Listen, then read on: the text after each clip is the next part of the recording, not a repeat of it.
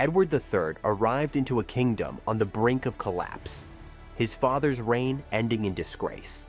As a young king, he would face betrayal, war, and a shattered kingdom. But through it all, Edward would rise, not just as a ruler, but as a man fighting to prove his worth. In a world filled with enemies, both foreign and domestic, Edward's greatest battle would be with himself. Would he become the king England needed? Or would his own doubts and sacrifices consume him? This is the story of Edward III.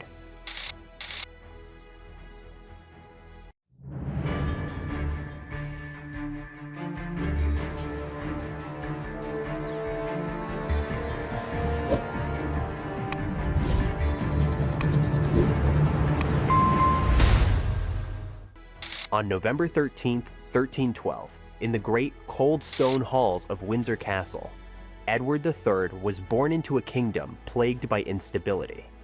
His birth marked the continuation of the Plantagenet dynasty, but it was also the beginning of a reign shadowed by his father's failure.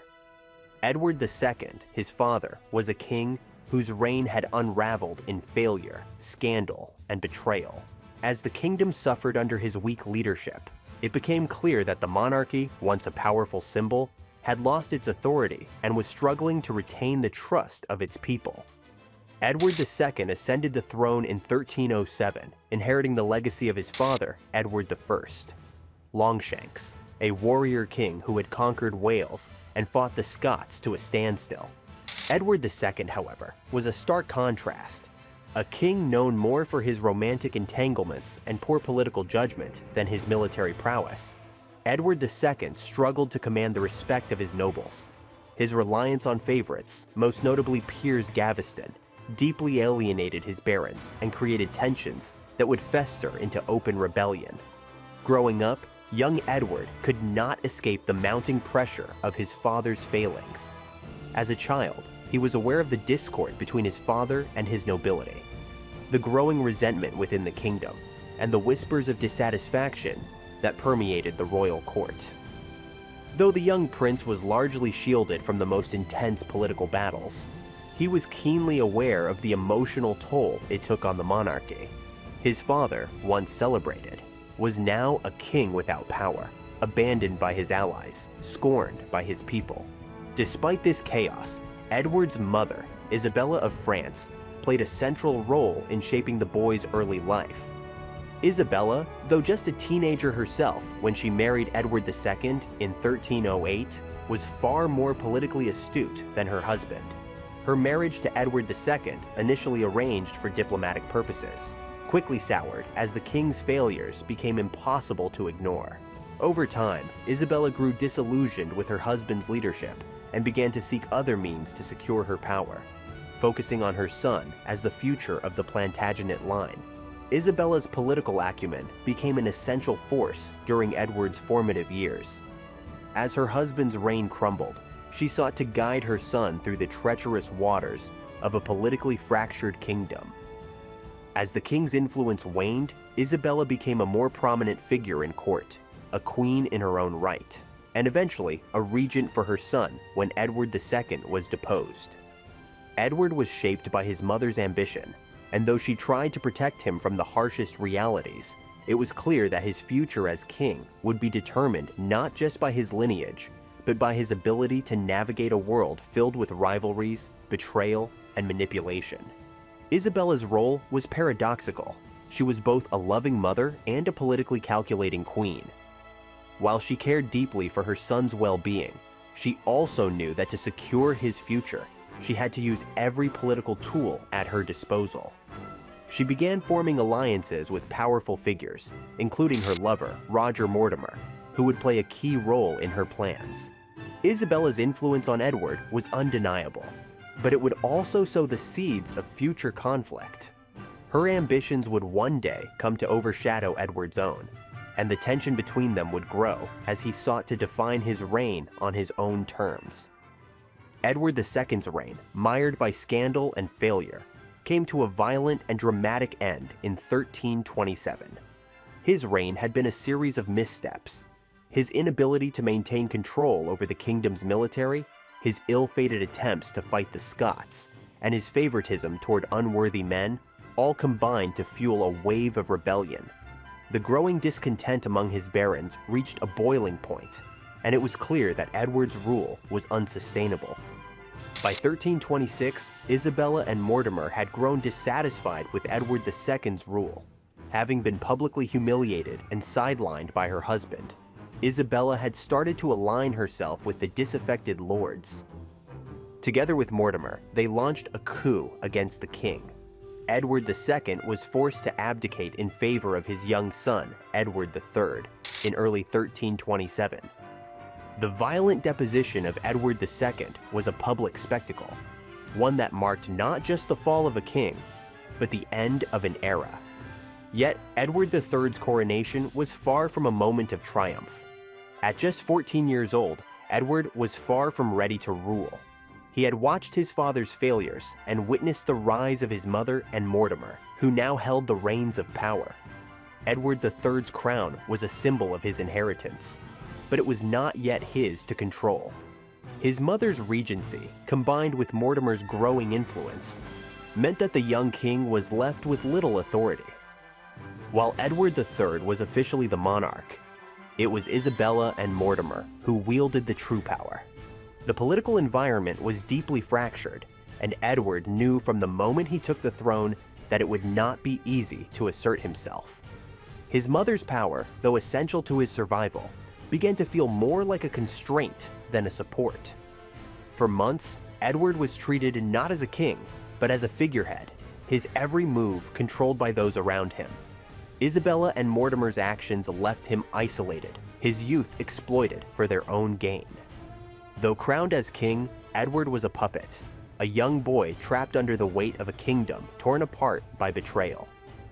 Edward III's first steps as king were fraught with confusion and frustration. At just 14, he was crowned King of England. But the title did not equate to power. He quickly realized that despite wearing the crown, his authority had been undermined by the actions of his mother, Isabella, and her lover, Roger Mortimer. Their control over the kingdom was absolute, leaving Edward as nothing more than a figurehead. The young king, eager to claim his birthright, felt his reign slipping through his fingers. This early betrayal of trust would shape the course of his reign for years to come. Initially, Edward's response was passive. He was young, inexperienced, and desperate to avoid the mistakes of his father. But as time passed, the frustrations of being overshadowed by Mortimer and his mother grew. He found himself sidelined, caught in the political web of men whose ambitions conflicted with his own. Mortimer, in particular, acted as though the young king were little more than a puppet. Mortimer's manipulation, along with Isabella's quiet but steadfast control, pushed Edward to the edge. The power that he had inherited seemed less like a birthright and more like a distant dream. In secret, Edward began to gather support from loyal knights and barons, men who still believed in the strength of the monarchy. These early alliances were not born out of pure political strategy, but were motivated by the king's need for autonomy. Edward recognized that his crown was vulnerable, and that the only way to secure his power was to reclaim it from those who sought to control him. His early attempts to exert control over his court were met with resistance, but they served as a vital turning point in his character development. The deeper Edward delved into the politics of his kingdom, the more he understood the complexities of leadership. It wasn't just about wearing the crown. It was about being able to command respect, navigate treacherous political waters, and secure his authority. His realization that leadership demanded more than symbolic gestures began to change him. The boy who had been controlled by his mother and Mortimer began to grow into a king who would learn to make decisions for himself, no matter the cost. As Edward matured, he began to see that the weight of leadership was more than a personal challenge. It was a national one. His reign could not depend on the decisions of others. He needed to be the one who shaped England's future. Mortimer's constant interference pushed Edward to his limits. He knew that to rule effectively, he would have to free himself from their grasp and stand as a monarch with his own vision for the kingdom. Edward's first major military campaign came in 1333, and it would become the defining test of his kingship. His claim to the French throne had been one of the most pressing political issues of the time, and it served as the catalyst for the 100 Years' War. But for Edward, it was more than just a political and dynastic claim. It was a personal challenge, a test of his ability to assert his authority in the face of external opposition. The French throne, once held by his maternal grandfather, was now occupied by Philip VI, a man Edward viewed as an usurper. The early stages of the war were difficult. Edward's initial push into France was met with resistance, and the English forces, though experienced, were smaller than the French army. In these early battles, Edward was not only fighting for political legitimacy, but for his own sense of worth as a king. To succeed in this campaign was to prove that he could hold his own as a monarch, not just in England, but on the broader European stage. His claim to the throne was one thing, but winning a war against one of the most powerful nations in Europe was a different challenge altogether.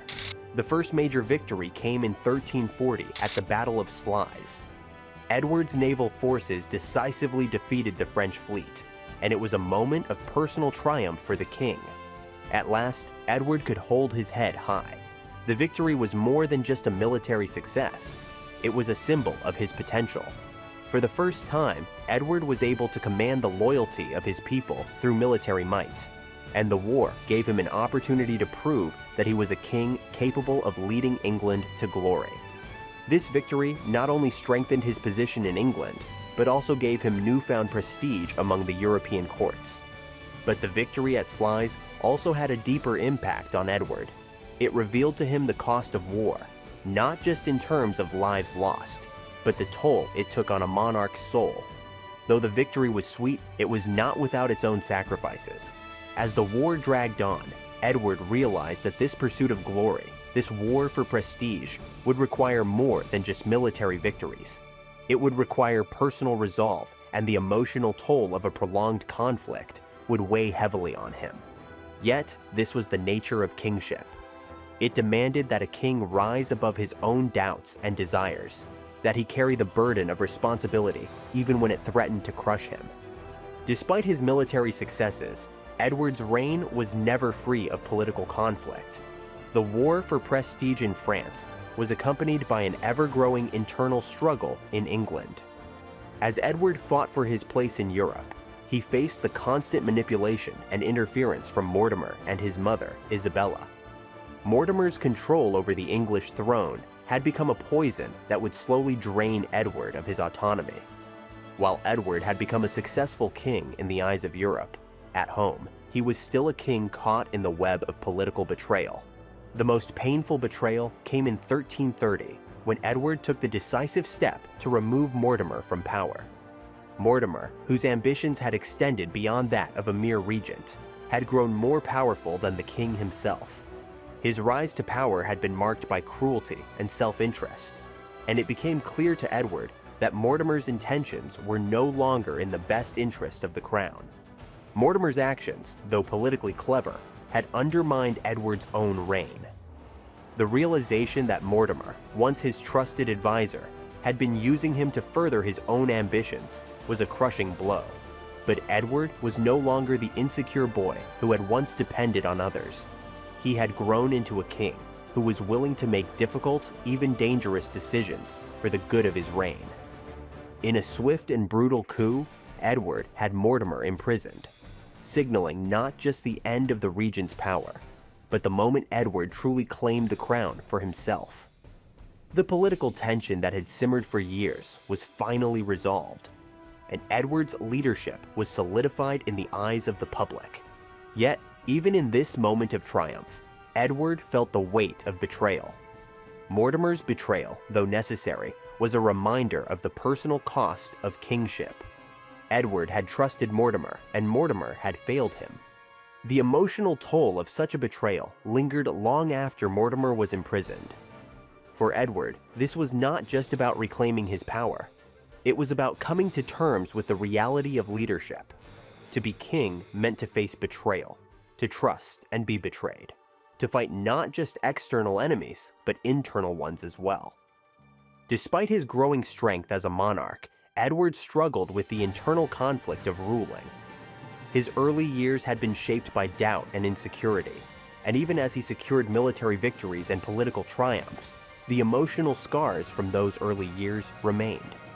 Edward's fight to overcome his doubts was not just about external challenges. It was about reconciling his own vision of kingship with the reality of leading a fractured kingdom. The emotional toll of kingship was immense.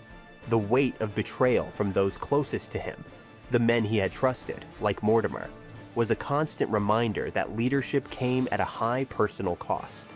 But Edward understood that to be king was not simply to lead, it was to sacrifice. His relationship with his mother, once a source of support, became strained as she continued to hold influence over him. She had never relinquished control, and even as Edward took command of his own destiny, he still felt the pull of her ambition. Edward's growing realization of the weight of leadership came with the understanding that his personal desires often had to be set aside for the good of his kingdom. The young king who had once struggled with self-doubt now faced the reality of leading a nation at war. Each victory on the battlefield, each political triumph, came with a cost, both external and internal. Edward was not just fighting for England's future, he was fighting to redefine his own identity as a monarch. By 1330, Edward had solidified his position as a powerful and respected king, both in England and across Europe. His military victories, particularly his triumph at the Battle of Sluys and the subsequent victories in France, earned him the respect of his nobles and the admiration of his subjects. But more than that, Edward's leadership began to take shape. He was no longer the puppet king manipulated by Mortimer and Isabella. He was a monarch in full control of his destiny. His rise was not just political, it was personal. Edward had learned the difficult lesson that to be a true king, he needed to claim his throne without compromise. No longer was he the boy raised under the shadow of his father's failure. Edward had taken control of his future, and in doing so, he had transformed himself into the king he had always hoped to be. The emotional and political turmoil of his early years had forged him into a leader who could navigate both the battlefield and the throne room. But even as Edward emerged as a powerful king, he knew that the journey was far from over. His battles were far from won, and his leadership would continue to be tested. The emotional toll of betrayal, the weight of kingship, and the constant pressure to prove himself were burdens that would follow him throughout his reign. But Edward III had shown that he had the strength to endure, to face both the external challenges of war and the internal struggles of leadership. As Edward III matured, the weight of kingship settled deeper on his shoulders. No longer a boy surrounded by advisors and guardians, he began shaping his rule with a more personal grip. The long shadows of his father's failures and his mother's manipulations started to fade. Edward wanted to be seen not just as a ruler, but as a man in command of his destiny. He spent more time with his court, listening closely to his nobles, understanding the mood of the kingdom, and preparing himself for both peace and war. The boy who once depended on others had learned to make hard decisions. At the heart of Edward's personal growth was his marriage to Philippa of Hainaut. Their union had been arranged during Edward's youth for political reasons, but over time, it became one of the most stable and affectionate royal marriages in medieval Europe. Philippa was kind, intelligent, and supportive. Unlike many royal wives of the time, she was deeply involved in court life and earned the respect of both the nobility and the people. She wasn't just a queen in title, she was a trusted partner in Edward's reign. Their relationship brought Edward comfort in the middle of growing tension. In Philippa, he found not only a queen, but a confidant. She stood by him during his early military efforts and political struggles. Her presence at his side gave him strength when doubts crept in. Unlike the ruthless court games that had surrounded him in his early years, his marriage was a place of honesty and balance. Philippa offered a voice of reason when others pushed him toward ambition or vengeance. The royal couple traveled together, overseeing the affairs of the realm. Philippa joined Edward on military campaigns and was present at key moments in his reign. She saw firsthand the hardships of war and the strain it placed on her husband. Yet she remained steady, encouraging Edward without pressure, always protecting his public image while caring for his private well-being. Their marriage showed that kingship did not have to be cold and distant. It could be strengthened by love. By his late 20s, Edward had grown into a confident leader. His marriage helped ground him, and Philippa's loyalty became one of the foundations of his success. The image of Edward was no longer that of a boy king or a puppet of his mother. It was now that of a man who stood tall beside a queen who matched his strength and spirit. Together, they would face the challenges ahead with unity and purpose. Edward III and Queen Philippa had a large family, with many sons and daughters who would play important roles in the kingdom's future. Their firstborn son, Edward, known later as the Black Prince, became the pride of the realm. From a young age, the Black Prince showed the same leadership and bravery that made his father famous. He was trained in warfare, diplomacy, and governance, and his presence gave Edward hope that his legacy would be carried on. Raising children while ruling a kingdom was no easy task. Edward had to balance the responsibilities of being a father with the heavy demands of leadership. Yet he remained closely involved in their upbringing. He made sure his sons were trained by the best commanders and educated by scholars. He wanted them to be prepared, not just for war, but for rulership. The household was filled with lessons, discipline, and stories of the Plantagenet past. Edward made sure his children knew both their duties and their privileges. The royal family was not without loss. Some of Edward's children died young, a painful reminder of how fragile life could be. Even for royalty, these deaths hit Edward and Philippa hard. The sorrow they carried was often hidden from the public eye, but those close to the court could see the quiet grief that followed them in private. These moments reminded Edward that for all his power, he was still a man who could not protect everyone he loved. Still, the strength of the family remained a powerful symbol across England. The people admired the bond between Edward and his children. In an age where royal families were often cold or fractured, the Plantagenets under Edward III felt united. This unity gave the nation confidence. The sight of the young Black Prince riding beside his father or his other sons, learning the art of war, inspired belief that the crown was in strong hands. As Edward's sons came of age, he began to delegate more responsibility to them. He trusted them with key military commands and sent them on diplomatic missions. The family became a network of leadership, expanding Edward's influence while preparing for the future.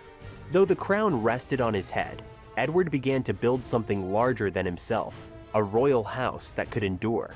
In August 1346, Edward led his army into one of the most famous battles in English history, the Battle of Crécy. Facing a French force far larger than his own, Edward made careful use of positioning, weather, and timing. The English longbowmen, trained in precision and speed, were placed in strong defensive lines.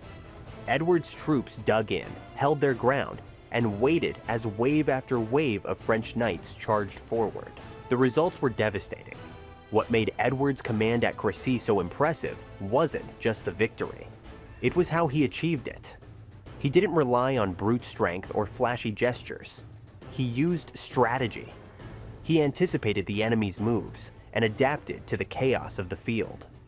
His decision to give his son, the Black Prince, his first command during this battle was bold. When asked if they should send reinforcements to help the prince, Edward famously replied, "Let the boy win his spurs." It was a moment of trust, and one that paid off. Victory at Crécy was overwhelming. Thousands of French soldiers were killed, including many nobles. Edward's army, though smaller, stood nearly untouched by comparison. The news spread fast, and Europe took notice. This was not the England of Edward II. This was a nation led by a king who knew how to fight and win. Edward was no longer a young king trying to prove himself. He had proven everything at Crécy, but war, even in victory, carried a cost. Edward watched as bodies piled on the battlefield. The cries of the wounded, the silence of the dead. It all left a mark. Though he celebrated the win, Edward understood the cost of power. The thrill of conquest came with the weight of lost lives. Soldiers who had followed him for years were buried beneath the soil of northern France. Edward carried their memories as part of his growing burden. In the weeks that followed Crécy, Edward took no time to rest. He pressed forward, using the momentum to lay siege to Calais. His army's morale was high, and his enemies feared him more than ever. But inside Edward's mind, there was no peace. He knew the wars were far from over. The victory had been great, but it had also opened the door to bigger expectations and greater risks. Edward III's military success did not end at the Battle of Crécy. Following his decisive victory, he moved with strategic clarity, aiming to secure lasting territorial and political gains in France. The English army, though vastly outnumbered in most campaigns, leveraged superior tactics, longbowmen, and disciplined formations. These elements allowed Edward to occupy vast portions of northern France, including Normandy and Calais. In 1347, after a brutal and grueling siege that lasted nearly a year, Calais fell into English hands. This was a significant victory, not just militarily, but also symbolically. Calais would remain under English control for over 2 centuries. Edward saw this conquest not merely as the spoils of war, but as the beginning of an English empire in France.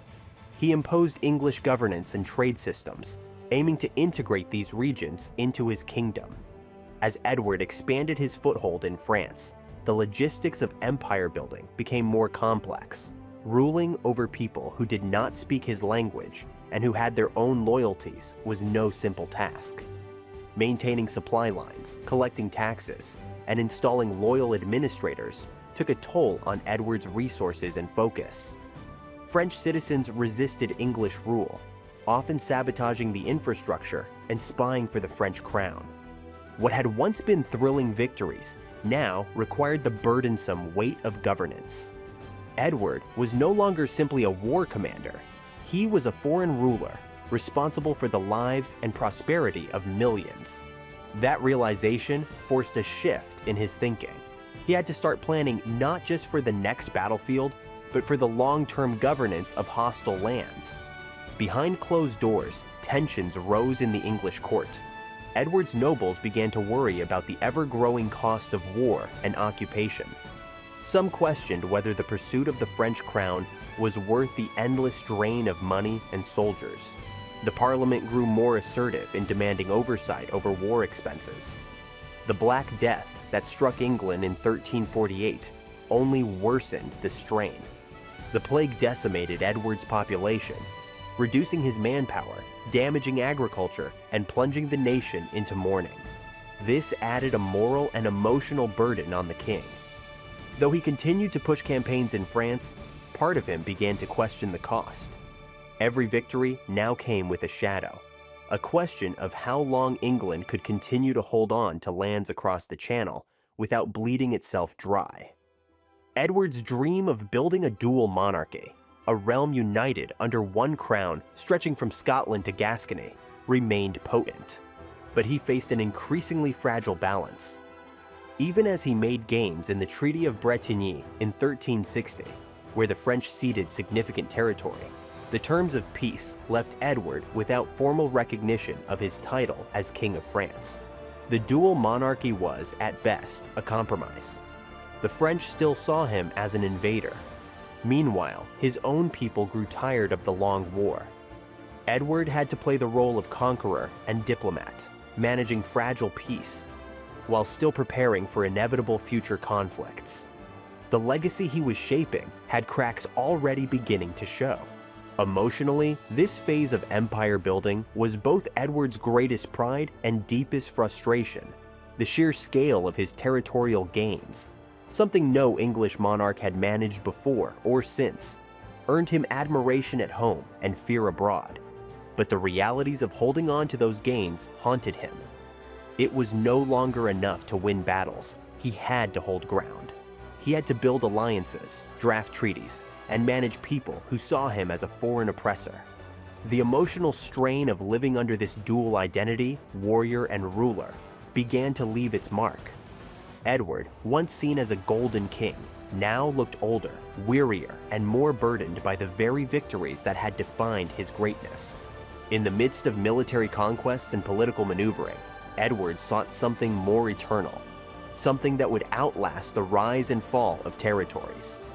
In 1348, he founded the Order of the Garter, an exclusive chivalric fellowship inspired by the legendary King Arthur and his Knights of the Round Table. This wasn't just ceremony or vanity. For Edward, it was a symbol of unity, loyalty, and shared purpose among England's most trusted knights. The founding members were handpicked, battle-tested men who had stood beside him through war, blood, and triumph. These were not politicians. They were brothers in arms. The motto of the order, Honi soit qui mal y pense, shame on him who thinks evil of it, spoke to the purity of intent behind the institution. It was a rebuke to jealousy, betrayal, and politics. Edward wanted a space that was above all that, a sanctuary for honor. The symbolism behind the Garter itself has been debated for centuries. Some legends claim a noblewoman dropped her garter during a dance, and Edward, rather than mock her, picked it up and wore it with pride, declaring that no one should feel shame for such a trivial mistake.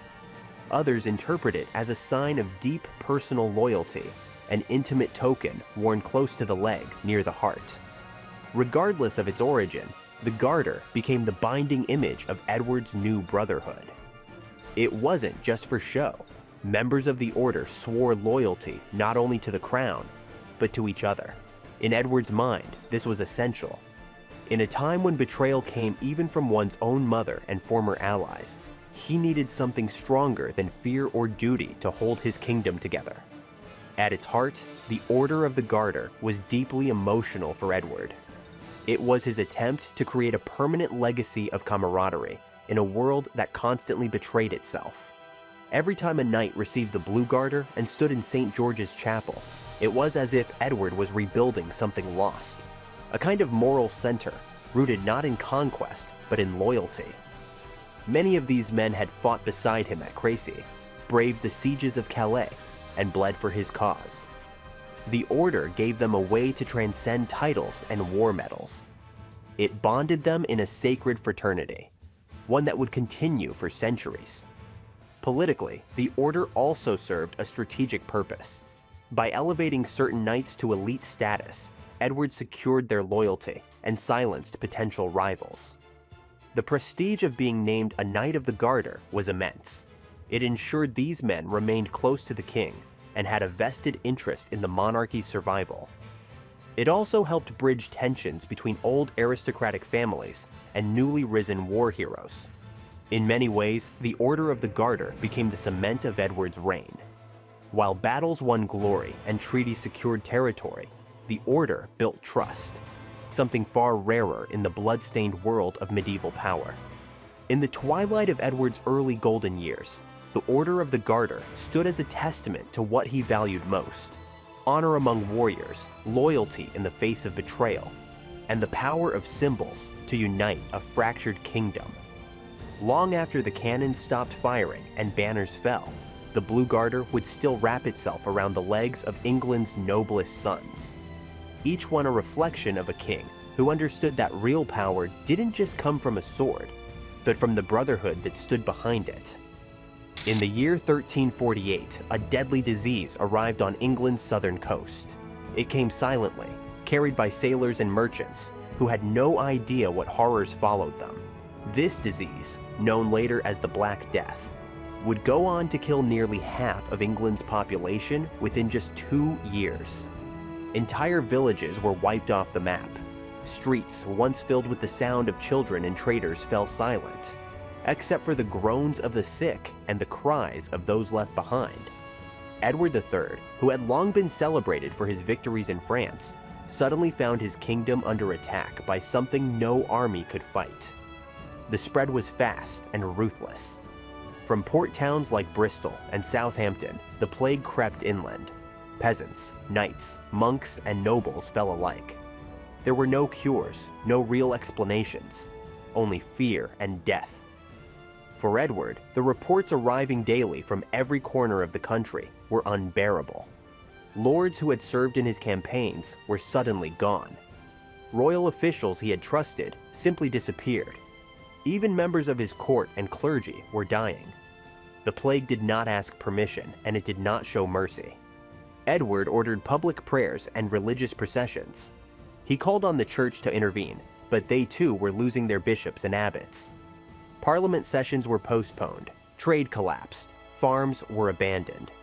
There were simply not enough people left to bury the dead, let alone harvest food or keep law and order. Mass graves became common, and carts piled with corpses rolled through the countryside. England was not just sick, it was broken. What made this horror worse was its mystery. No one knew exactly what caused the disease. Some said it was a punishment from God. Others blamed bad air or even foreign merchants. But as the death toll climbed past 1 million, Edward's government struggled to even record the numbers. Town charters collapsed. Rural areas were left without leadership. The social fabric of the kingdom was being shredded. Edward himself withdrew from public appearances during the worst of the crisis.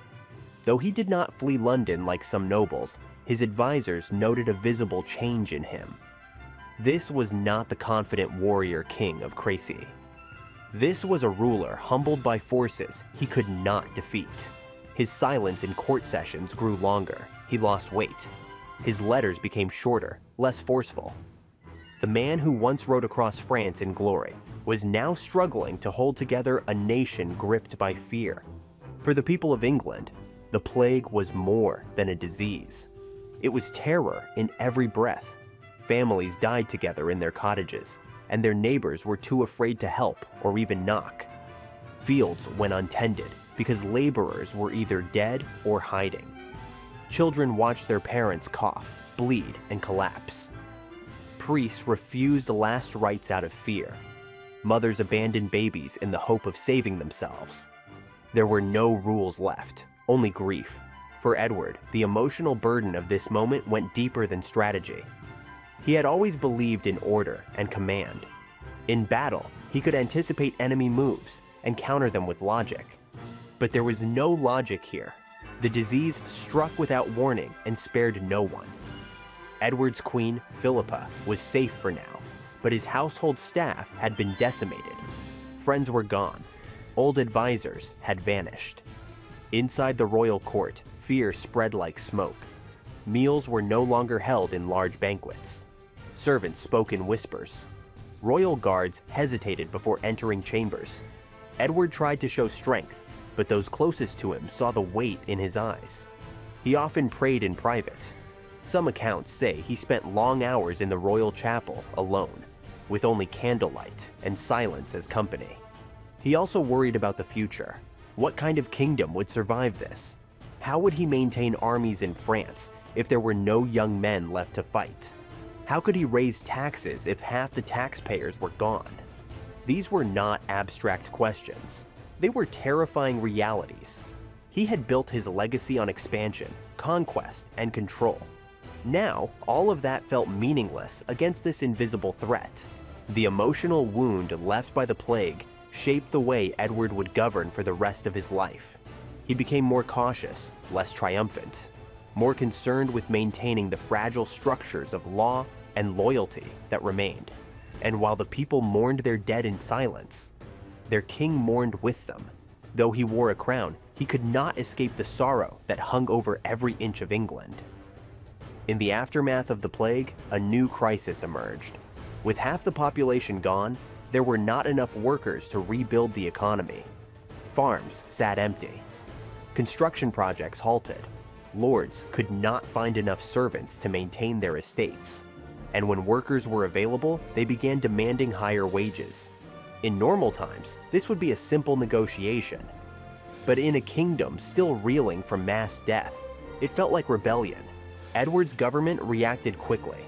In 1349, he issued the Ordinance of Laborers, a law that froze wages at pre-plague levels. Workers were not allowed to ask for more pay, and employers were not allowed to offer it. Then, in 1351, Parliament passed the Statute of Laborers, making these restrictions law. Any laborer who refused work or asked for higher wages could be fined or even jailed.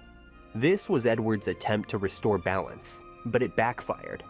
Commoners were furious. Many of them had risked their lives nursing the sick, burying the dead, and keeping towns from collapsing. Now, when they finally had bargaining power, the crown denied them the right to use it.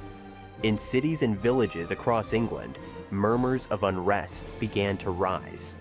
There were local acts of defiance, workers walking off jobs, refusing to follow wage rules, even confronting tax collectors. Though these rebellions were small, they hinted at a much larger storm ahead. For Edward, these laws were not about cruelty. In his mind, they were necessary to prevent economic collapse. He believed the laws would protect landlords and ensure stability.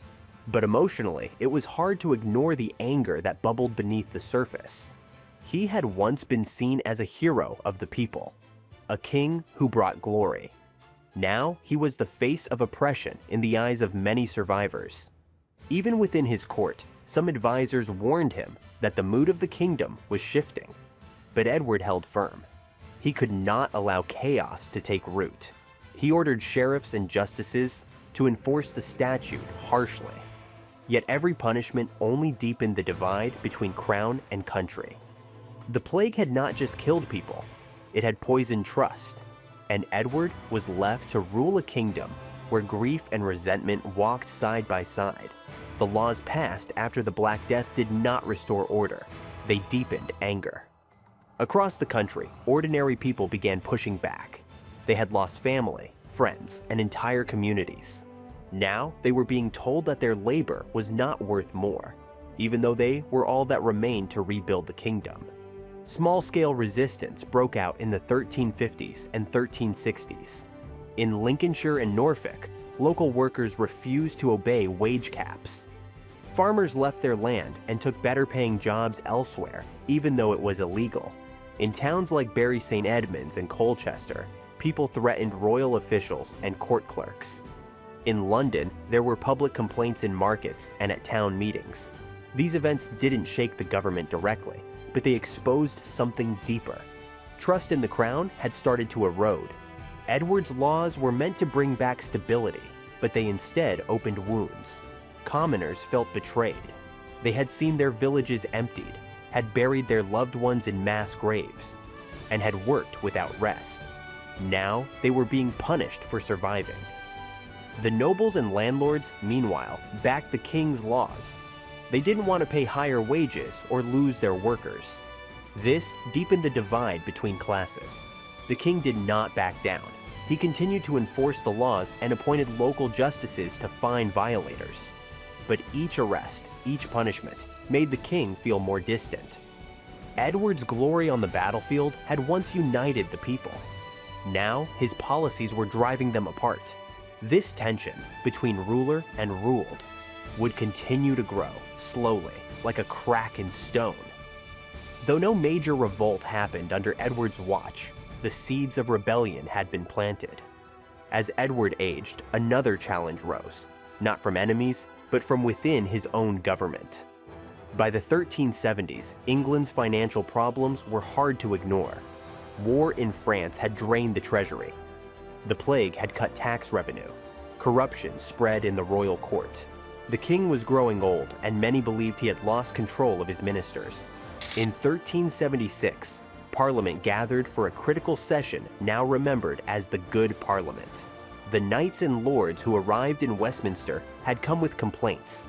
They accused Edward's officials of theft, abuse, and bad governance. One man in particular stood out: Alice Perrers, the king's mistress. She was said to have taken bribes, used her influence to sway royal decisions, and even spoken on Edward's behalf in legal matters. This parliament was different. It refused to be silent.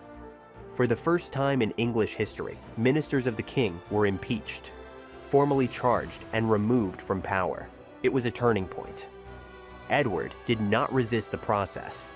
Some believe he was too weak to fight back. Others think he quietly agreed with the need for change. Either way, it showed that Parliament had gained power. The balance between monarchy and law was shifting, but the session was also painful.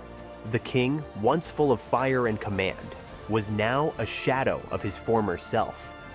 He was sick during much of the Parliament and unable to speak forcefully. His silence in the face of these public accusations revealed how much he had faded. The same man who had built castles and led armies was now watching others clean his court of corruption. While Edward III dealt with rebellion and political shame, he also faced a deeper personal loss. His eldest son, Edward of Woodstock, known as the Black Prince, had been the hope of England. The prince had won at Poitiers, captured the King of France, and earned respect across Europe. He was brave, skilled, and admired. But in the 1370s, his health began to fail. Suffering from a disease believed to be dysentery, he became weak and often bedridden. He could no longer ride or fight. He missed council meetings and struggled to even appear at court. The once heroic prince became a quiet, pale man in robes, rarely seen in public. For Edward III, this was a cruel twist of fate. He had built his legacy, hoping that his son would continue it. Now, he watched that future crumble. The Black Prince had a son, Richard, but he was just a boy. If the prince died, England would be ruled by a child. This terrified the court. In 1376, the prince's condition worsened. On June 8th, he died. His father was not at his side. Many say the king never fully recovered from the news. The death of the Black Prince was more than a family tragedy. It was the collapse of a dream. Edward had led a kingdom to greatness, only to lose the one person who could carry it forward. Queen Philippa of Hainaut had been Edward's partner since he was young. She gave him loyalty, many children, and peace in his household. Her presence had always calmed him. She traveled with him during campaigns, advised him in court, and served as the heart of the royal family. In 1369, she fell ill.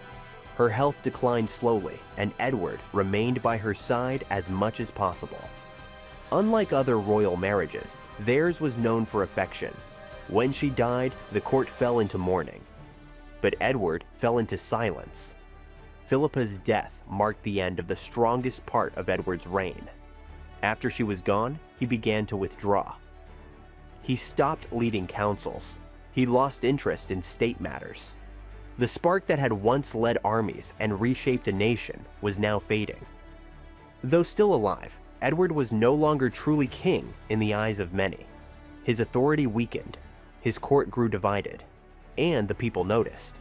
They remembered the king who had ridden proudly at Crécy and Poitiers, the king who had once inspired songs and loyalty. But that man was gone.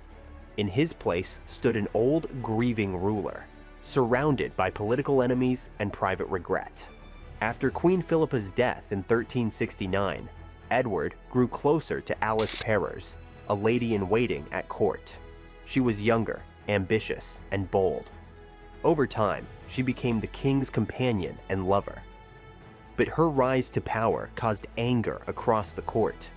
Alice used her closeness to Edward to gain land, money, and influence. She wore jewels once owned by the queen. She sat beside judges in court. She was accused of persuading the king to favor her friends. Nobles whispered about her greed. Clergy called her a bad example. Yet Edward defended her, perhaps because he needed her company during his lonely years. But during the Good Parliament, Alice was publicly attacked. Members demanded her removal. She was blamed for many of the court's problems. Eventually, she was banished from court. The king, too weak to resist, let her go. Her fall from power marked the end of Edward's control. It showed that even his private life was no longer safe from judgment. Alice Perrers became a symbol. To some, she was a cunning villain. To others, a victim of political hate. But to Edward, she had been a comfort.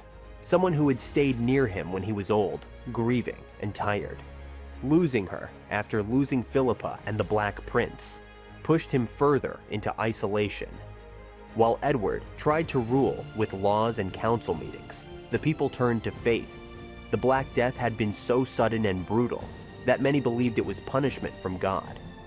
Churches filled with prayers and offerings. Monks walked barefoot through towns, singing hymns of sorrow. Flagellants, men who whipped themselves in public, appeared in towns, hoping to cleanse the nation of sin. Even at court, superstition rose. Astrologers were consulted. Strange signs in the sky were feared. Some believed England's glory in war had made God angry. Others blamed the greed of nobles, the sins of the people, or foreign merchants. In this fog of grief, logic faded. Hope was placed in relics, saints, and rituals. Edward supported the church through gifts and construction of chapels. But even he must have felt helpless. His royal strength could not defeat invisible punishment. His victories abroad began to feel hollow. What was the point of winning land in France if his own people were dying in the streets? The mood in England darkened. People questioned the meaning of kingship. Some began to ask why God allowed a great king to suffer so many losses. Others saw the plague as a sign that earthly power was meaningless without humility. These whispers were not treason, but they chipped away at the old trust between ruler and ruled. Edward III had once been the golden lion of England. In his youth, he rode into battle with fire in his eyes and banners flying behind him. He reformed the monarchy, reshaped the military, and brought his kingdom glory in the fields of France. The same king who had towered above courtiers, who once walked through cheering crowds after Crécy and Poitiers, now shuffled the stone halls of Sheen Palace in silence. The cheers were gone. The torches that once lit his war councils burned no more. His last years were not spent in grandeur, but in the shadows, frail, sick, and politically irrelevant. By 1376, Edward had become largely detached from governance. He was losing not just power, but memory. His mind wandered, and at times he could not recognize faces that had once been dear to him. Parliament had turned against his advisors. The treasury was drained. The country that once hailed him as a conqueror now viewed him with unease. His beloved son, the Black Prince, was dead. His Queen Philippa had been buried nearly a decade earlier. Edward was now surrounded by whispering courtiers who jostled for control over his legacy and over him. The King of England had become a ghost in his own court. Alice Perrers, once the apple of his eye, remained his closest companion during these final years, but her presence stirred contempt. Parliament saw her as a parasite, profiting off a dying man. In 1376, during the Good Parliament, she was forcibly banished from court. Onlookers described the moment she was dragged away from Edward's bedside, resisting, pleading. The king said nothing. Perhaps he lacked the strength. Perhaps he lacked the will. Or perhaps he no longer understood what was happening. That moment marked the true end of his reign. He would never recover the dignity that was once his. On June 21st, 1377, Edward III died at Sheen Palace. Few were present at his deathbed. His attendants recorded that no grand ceremony accompanied his passing. He had outlived his greatest allies and lost his most promising heir. Even in death, there was no great national mourning, no jubilant remembrance. The passing of Edward III, once the Lion of Plantagenet glory, barely rippled through the kingdom he once ruled. His corpse was carried to Westminster Abbey, but the grandness of the tomb did not match the lonely death. A king who had given England its greatest victories had died nearly forgotten. The image of Edward lying in bed, alone, ill, disoriented, sits in stark contrast to the vibrant king who once inspired knights, commanded armies, and held court with unwavering control. In the end, the man who had redefined English monarchy left this world quietly, not with thunder, but with a whisper. not with the roar of battle drums, but with the creak of an old wooden door closing for the last time. His was not the death of a hero in song, but the slow fading of a man who once changed the course of history. In Edward's time, kingship was not just a political role, it was sacred. Monarchs were believed to rule by divine right. Their victories were seen as signs of God's favor, their failures, punishments from heaven. Edward III's reign had been marked by both triumph and tragedy, and many in his court struggled to interpret these extremes. Was he a chosen king, blessed by God for his campaigns in France? Or was he being punished for his pride and indulgence in later years? These were not idle musings. They shaped how Edward's contemporaries judged him, and how history began to remember him. Some even said that Edward's legacy would never be one of peace because it was cursed by his pride. For Edward himself, there is evidence that he wrestled with spiritual dread. In the months before his death, he ordered repeated masses and prayers on behalf of his soul. He donated to religious houses and paid for masses to be held after his passing. This wasn't unusual, but the frequency and urgency with which he pursued them suggested a deeper anxiety. He may have been asking the same questions others asked of him. Had he done enough? Would God forgive him for the bloodshed? Had he fulfilled his duty, or had he been found wanting in the eyes of the divine? To the medieval mind, legacy was not just carved in stone or written in scrolls. It was echoed in heaven. A king's final judgment didn't come from nobles or peasants. It came from God. And though Edward was honored in tomb and title, there remained a spiritual unease around his memory. He was too victorious to be condemned, too flawed to be sanctified. His was a reign suspended between grace and punishment, glory and guilt. In the centuries that followed, that tension would never fully resolve. Edward III reshaped the English monarchy in ways no king before him had dared. He turned the crown from a figure of ceremony into a symbol of battlefield glory. He did not rule from a throne alone. He ruled from horseback, armor-clad, sword in hand. His creation of the Order of the Garter, his patronage of chivalric ideals, and his grand campaigns in France elevated the monarchy to near-mythic proportions. Kings were no longer just rulers, they were national champions. He set a standard that would haunt his successors for generations. But that myth came at a cost. The wars Edward waged drained the treasury, reshaped society, and left England with a legacy of military expectation that was hard to meet. After Edward, kings who failed to conquer or who relied too heavily on diplomacy were seen as weak. His victories became a benchmark, but no one, not even his son or grandson, could match it. Over time, his legend cast a long shadow. Future kings were no longer compared to a wise administrator or a pious man. They were compared to a warlord in golden armor. The late years of Edward's reign also revealed the monarchy's fragility. Parliament had grown stronger. The Good Parliament of 1376 impeached royal favorites, limited royal expenditures, and questioned the crown's decisions. This wasn't rebellion, it was evolution.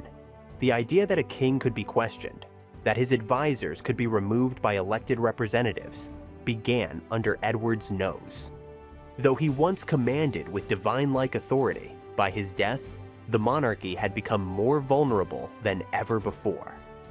Edward's image also suffered under the weight of time.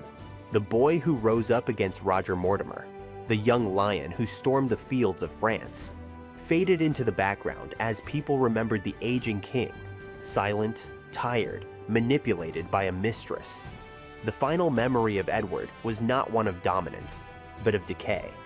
His own achievements created an impossible expectation, and his final decline proved that even the strongest kings are still men. That contradiction, the heroic image versus the human reality, would shape how monarchy was understood in centuries to come. Thus, Edward didn't just change the monarchy, he exposed its limits. He made it powerful, visible, and central to national identity. But he also revealed that it could falter, grow old, and become irrelevant. That balance of strength and fragility would define English kingship for generations. Behind the gold crown and armor lay a beating human heart, and that, perhaps more than any victory, was Edward's true legacy. To some, Edward III remains England's greatest king. His military conquests were legendary. He brought honor and power to the English throne, defeated France's finest armies, and restored national pride after years of instability. His reign was long, filled with heroic victories, grand ceremonies, and innovations that shaped the future of England. In his prime, he was everything a medieval king was supposed to be: strong, just, and bold.